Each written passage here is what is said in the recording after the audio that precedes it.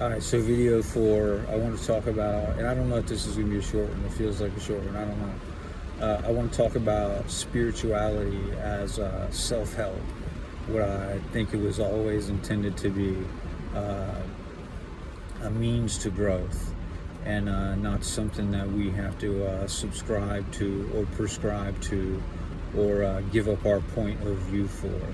And it's definitely not something we have to sacrifice ourselves for, I would think, or sacrifice each other, or sacrifice any part of creation to. I think that that part of spirituality ended. It was our Creator's been trying to put an end to that for a long time. If you look at sacrifice cultures all over the world, uh, and paganism in particular, those cultures, most of them have been annihilated, and so through time they just don't hold up. And so spirituality is self-help. Uh, we all have an essence, and so basically I'm talking about flow state, expressing flow state, and that's not exactly the same thing, but there's some overlap there, and I want to focus on the Star of David, two triangles, and within each of those triangles H2O. So I'm talking about, it's not like the Star of Solomon that's that's interwoven, that's in one dimension, but I'm talking about flow between multiple dimensions. And so H2O, two triangles. And so I think that this, in John 4:10, where Jesus gives the Samaritan woman at the well living water, what I think we're talking about is flow, inspiration, and flow. Or as you would look at it on like a graph, parabola, or ordinating multiples, compounding confluences, just ordinary miracles.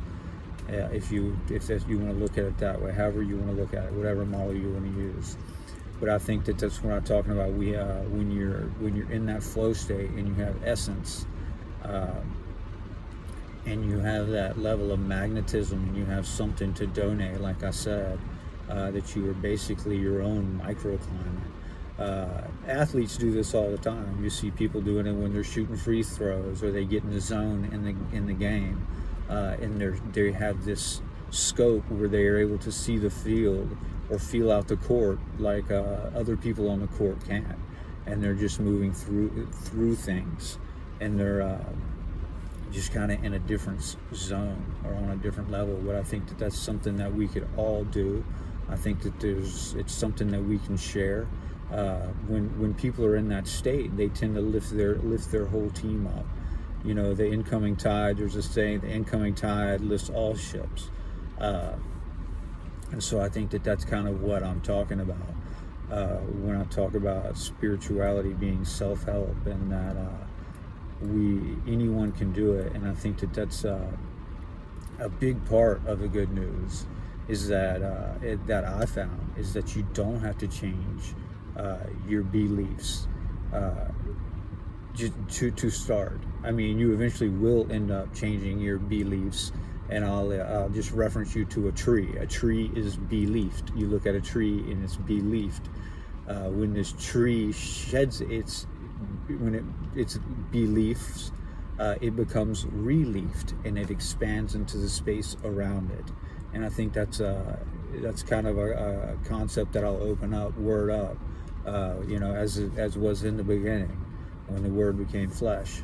That helps you kind of wrap your mind around what we all might be trying to achieve. But yeah, that spirituality is self-help, is not having to sacrifice yourself, where you're at, your beliefs, your emotional state, possibly, for promotion, and that we can promote each other without having to ask too much of each other, and that it's all in a conversation and not a conversion. But anyway, I think I'll wrap up this video here.